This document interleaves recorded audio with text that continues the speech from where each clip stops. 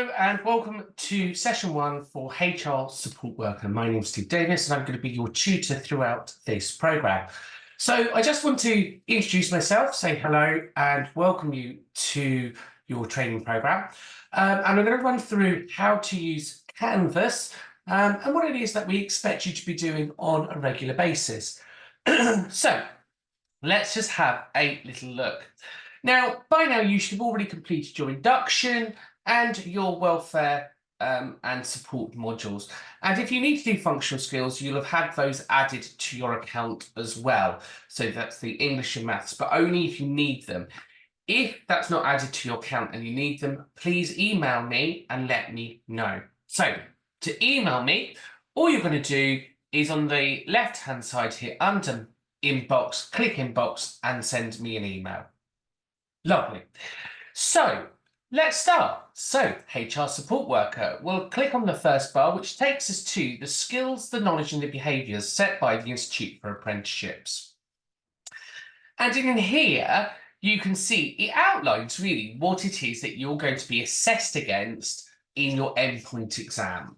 So there's no portfolio as such required for this. It's ongoing assessment. So each module that you take, there'll be a short assignment. You pass that assignment and then we can download those assignments ready for you for your EPA, your endpoint assessment. I'll explain more about that shortly. So you can see here, for the HR professionals role, you need to be working in either a small, medium or large organisation, delivering frontline support to managers and employees within a HR role. And we understand that depend on the size of the organisation, may depend upon the kind of things that you're doing in HR. And normally those in a smaller company get exposed to everything rather than those in a larger company normally specialise. So you may specialise in recruitment or you may specialise in disciplinaries or payroll, etc. So it's useful to understand the scope of the role of the HR support worker. But again, we'll refer you back to your own policies and procedures and your job role, so your job descriptions. So there's going to be things that you need to know as well. So what makes me able to teach this standard? Well, I've been a manager and working in a manager from small, medium and large organisations now for over 30 years. I know what you're thinking, Steve, you don't look old enough. I will take that compliment. But I've worked in industries in retail, I've worked in hospitality and obviously the care sector.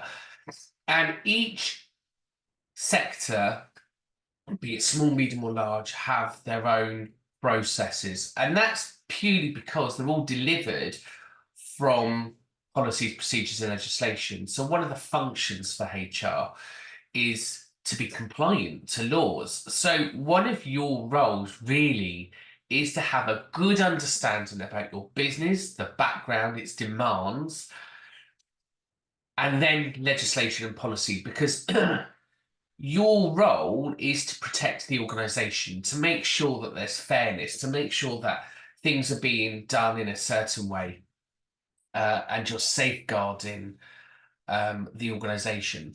Equally, you can see here that you're going to be responsible for complex things. So recruitment, retention, record keeping, changes, looking around, developing and implementing policies and procedures. So a huge scope, really.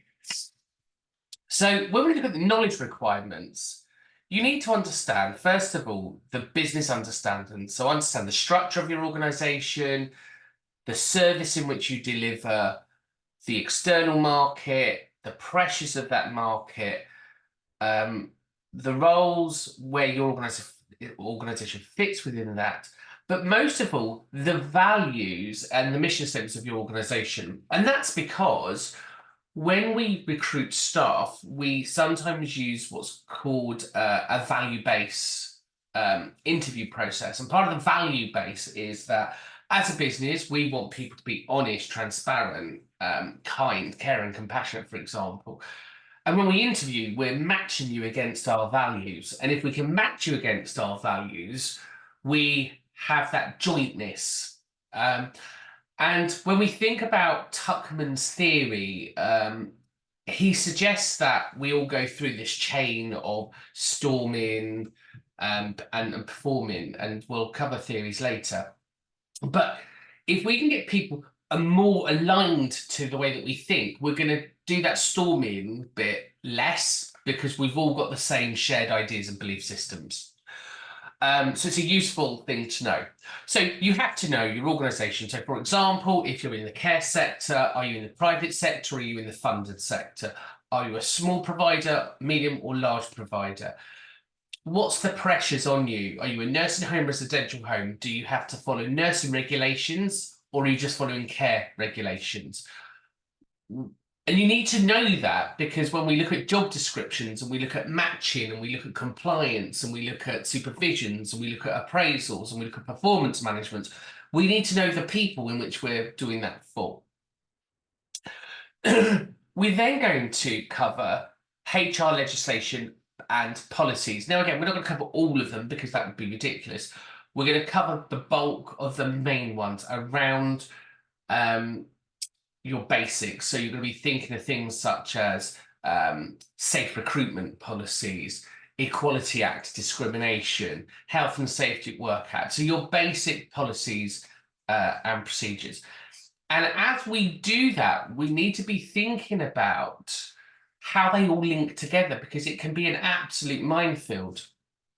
And in my first year, or my first degree program that I studied law, and I can honestly tell you, it is a minefield. What seems to be very straightforward on paper becomes very difficult and complex to understand. And therefore, you have to have a really good understanding around legislation, because that's where your policies are driven from. And if you're going to be measuring people against performance and recruitment and values, you need to be making sure that you're doing it safely, ethically, legally, and fairly. So you have to have those understandings. It can't just be, oh, but the Health and Safety Work Act 1974 says we keep ourselves and others safe. What does that look like? What are the policies? What are the procedures? What are the working systems? What paperwork do you expect? What are the risk assessments? How are you going to include reasonable adjustments, etc.? So there's a lot there. But again, we don't need to know it all up front. It's going to be kind of linked into everything that you do. Then you'll look at the role of HR support within organisations. So that could be supporting business plans, looking at their priorities and how you and your role fits within that organisation. So if you're in a care service, you will have something such as the Statement of Purpose, the Service Users Guide. And that sets out almost a business plan. If you're in an Ofsted environment, you'll have a similar thing. And if you're in a small business, you'll have your business plan and your models. So how does that relate to you? How can you ensure that your functions fits together? And HR has always been a creative, free-thinking kind of role. You've got to be really good at problem solving, really good at resource management. So think about how you can pull that all together and how you can meet those needs.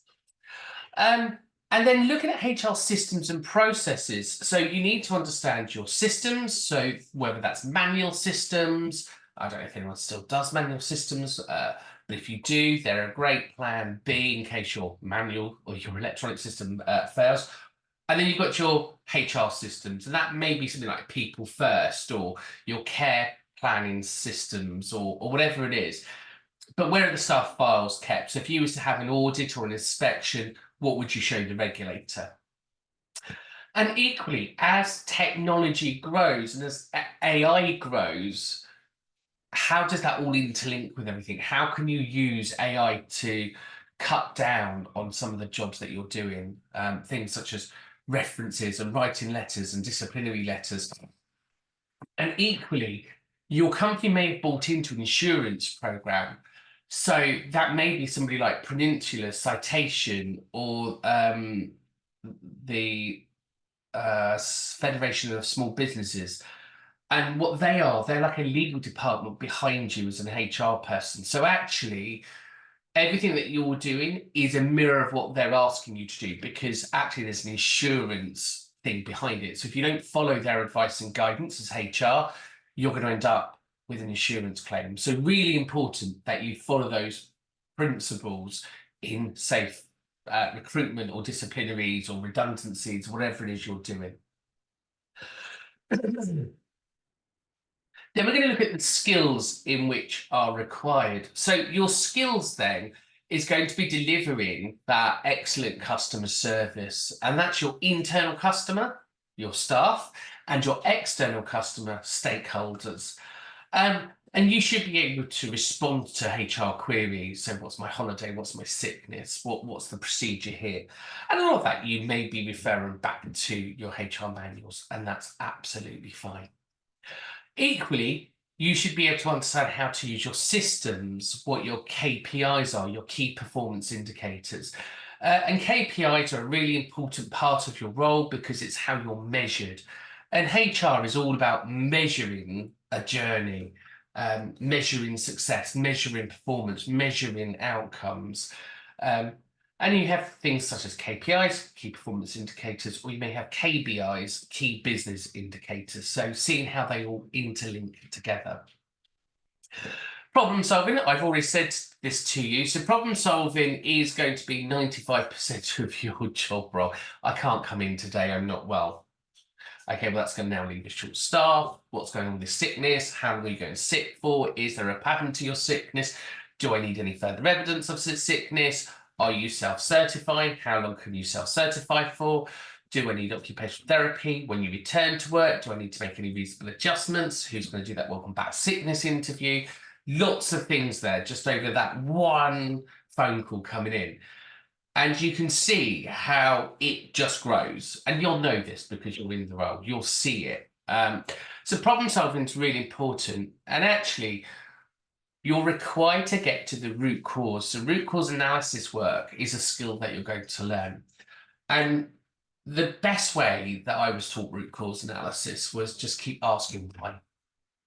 So let's say, for example, you've got somebody and you're managing lateness.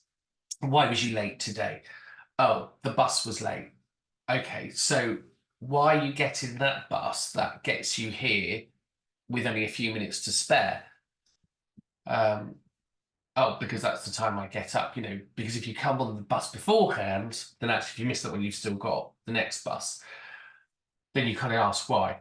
Oh, because, I don't know, maybe I'm too busy in the morning doing something. Well, okay, why are you doing that? Why aren't you preparing yourself for work? Why aren't you getting ready?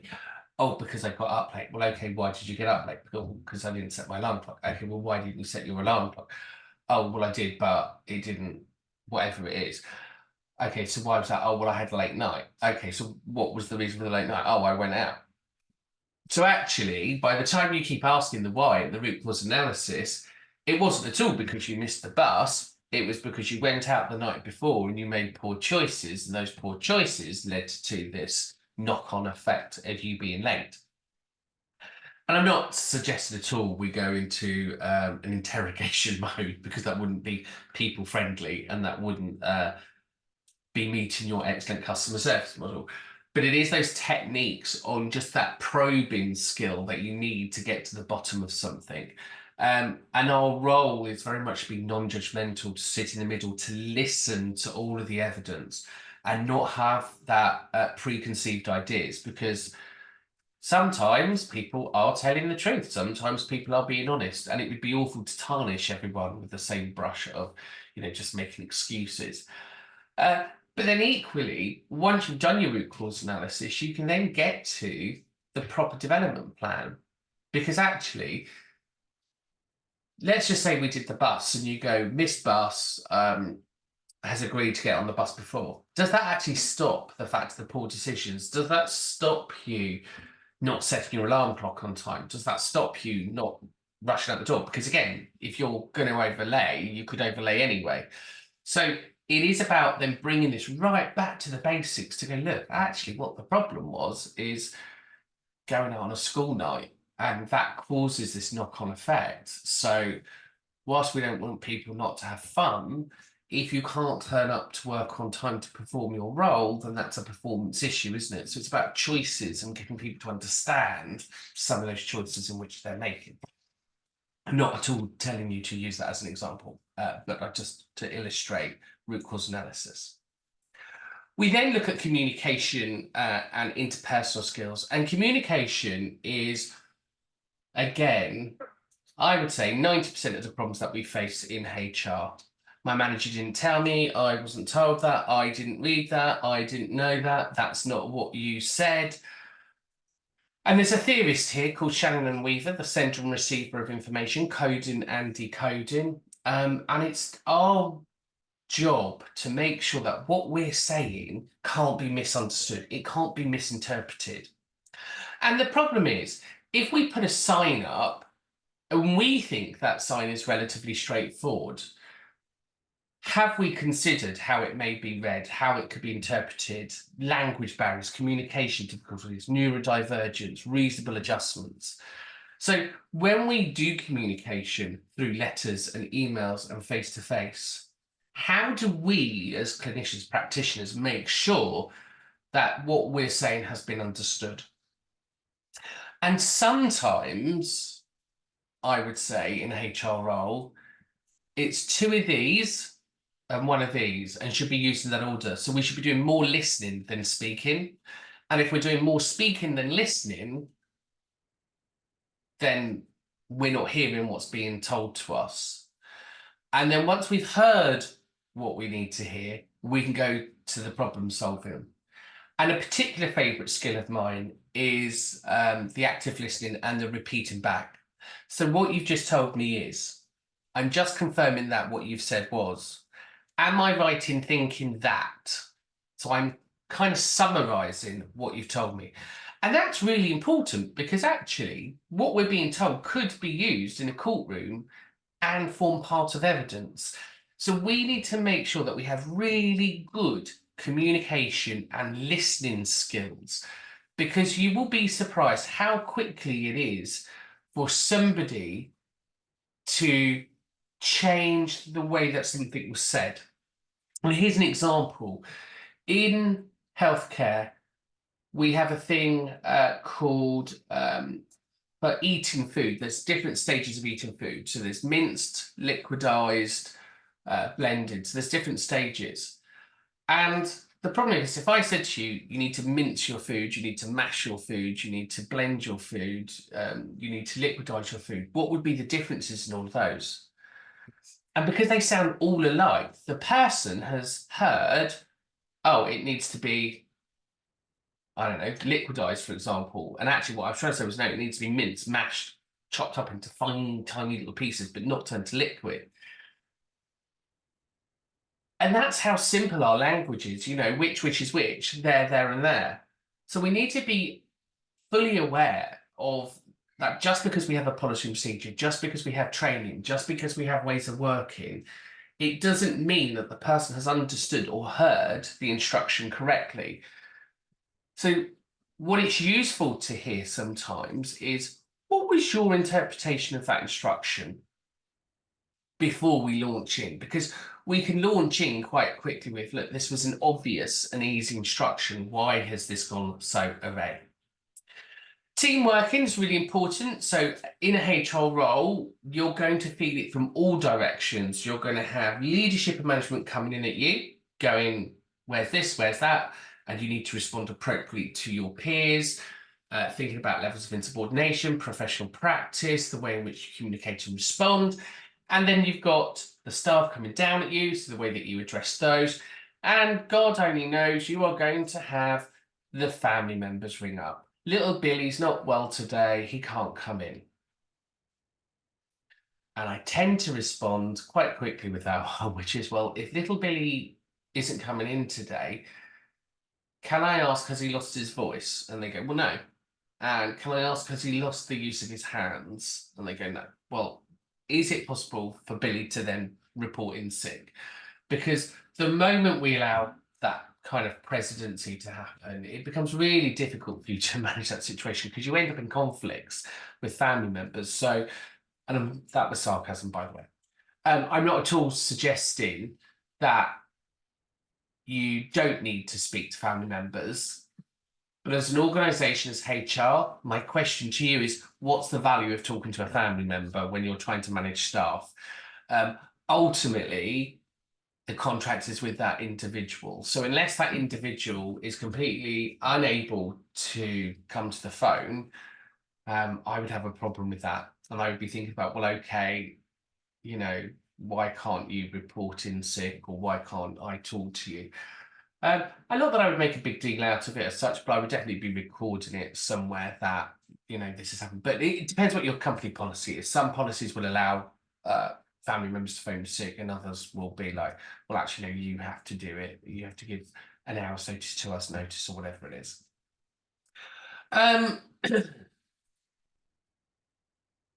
Yeah, so teamwork can be really difficult. And on that note, you in a HR role, you could be somebody's best friend one day because you've approved leave, you've given holiday, you do the pay rise, and then the next day you are the villain because you're dealing with the disciplinary. Remember your roles within the teams, keep boundaries boundaried, because it becomes really hard for you to manage somebody if those boundary lines have been crossed. And remember, you're not going to get on with everybody, and not everyone's going to like you.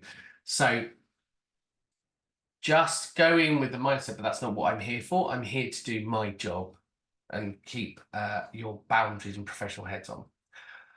Processes. So look for opportunities to improve the HR role and functions. So this is your internal quality improvement processes. In all jobs, we're all about internal quality improvement, that quality improvement cycle. So how do you gather feedback? And feedback should be used across the whole journey. So from job ads to recruitment selection to performance managing, and even exit interviews and performance managing there, because you are at the heart of all of this data. So how are you going to capture that data? What is it you're going to do with that data? Looking then at HR managing HR information, so maintaining records as part of your role. And again, that's just about being legal, accurate, and correct, and non-judgmental, factual writing. And then thinking about personal development. So looking at how you're going to identify opportunities for learning for yourself and for others, and how you maintain that. The behaviors in which we expect, so it's honesty and integrity. You know, ultimately, you are going to be the gatekeeper of standards. You're the gatekeeper of fairness at work. You're the gatekeeper of making sure that things are being done correctly.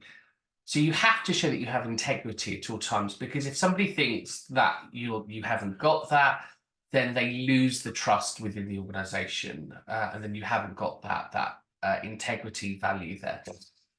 And equally, you are very much likely going to end up having to give evidence to a tribunal one day, or a coroner's call, or whatever it is, based on an incident or something. So you want to come across with integrity and honesty. Flexibility. So there has to be some level of flexibility, because we go back to the very beginning, which was, what's the needs and demands of your organization? What's your roles and functions? How can you support the development and manage risk and resilience? And resilience is probably the key one here. Emotional intelligence is really important in a role such as HR, because you are going to be sitting there through the good times of work and potentially through the bad times. And the good times are when you're offering contracts of employment, pay rises, rewards and recognitions. That's all the good stuff. And the not so good stuff, investigations, disciplinaries, dismissals, and redundancies. And you are going to be called names. You're going to be called, you're an amazing co-worker. And if you're sacking somebody, you are going to get a whole hell of abuse thrown at you. So having that resilience and understanding the fact that this isn't a personal thing, it's about the job role that you're in, you're going to attract different levels of thoughts around that. So the typical duration for this apprenticeship is about 18 months to go through all of this. And obviously, once you've done this, we need to make sure that you've got your Maths and English level 2.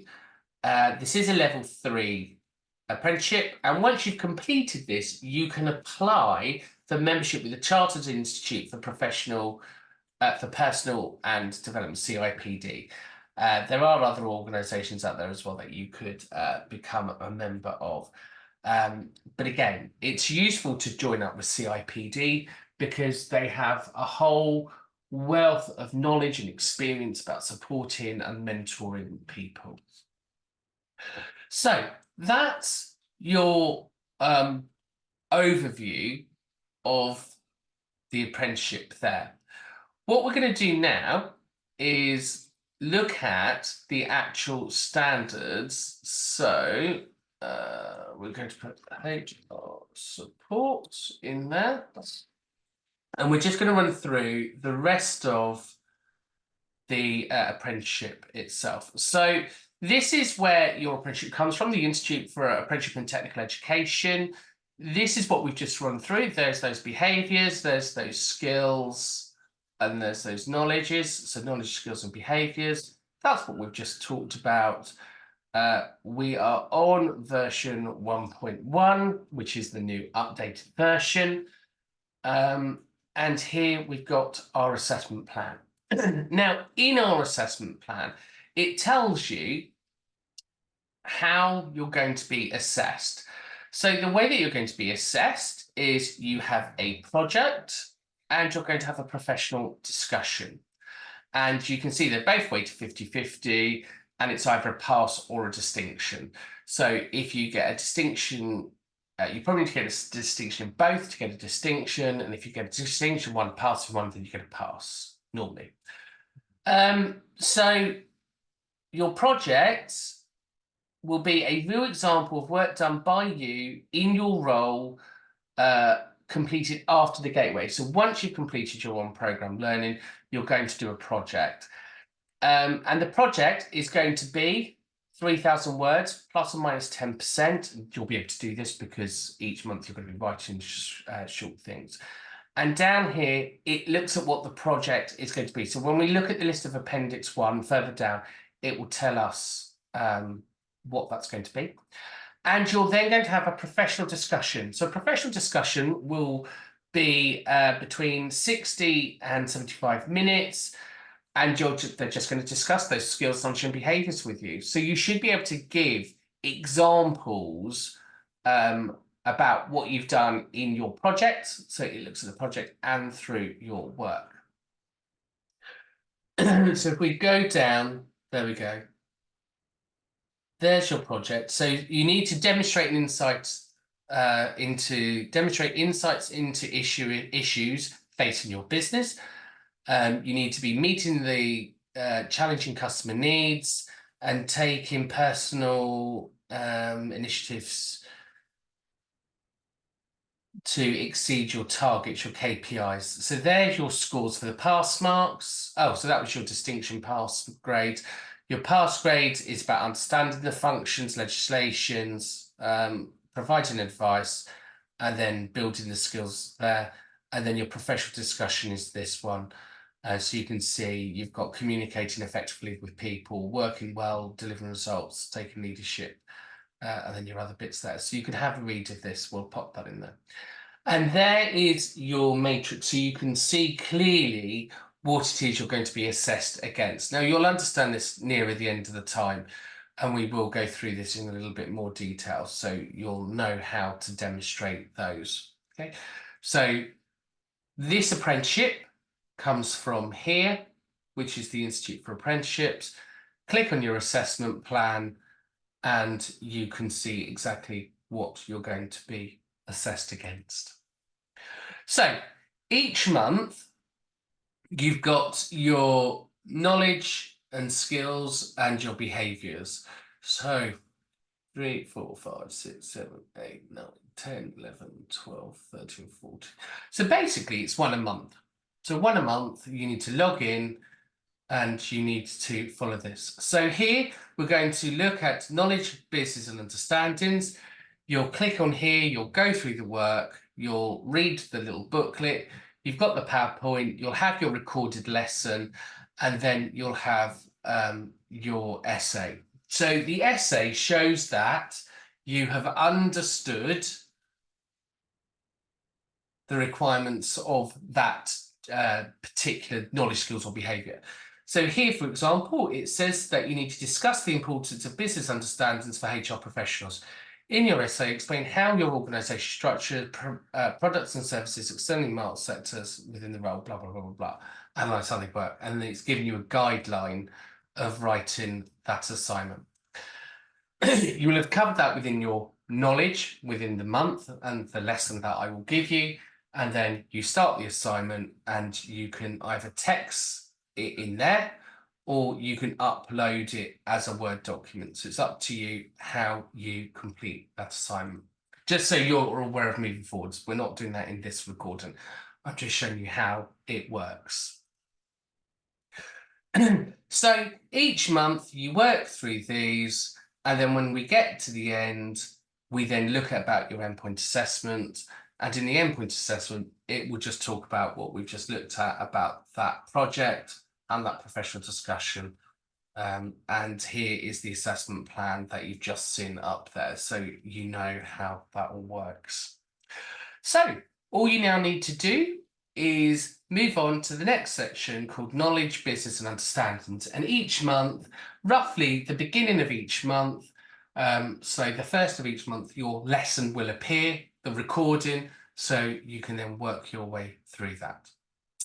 Anyway, thanks for watching. Hopefully you found that useful as your introduction, and I look forward to working with you all. Take care. Bye for now.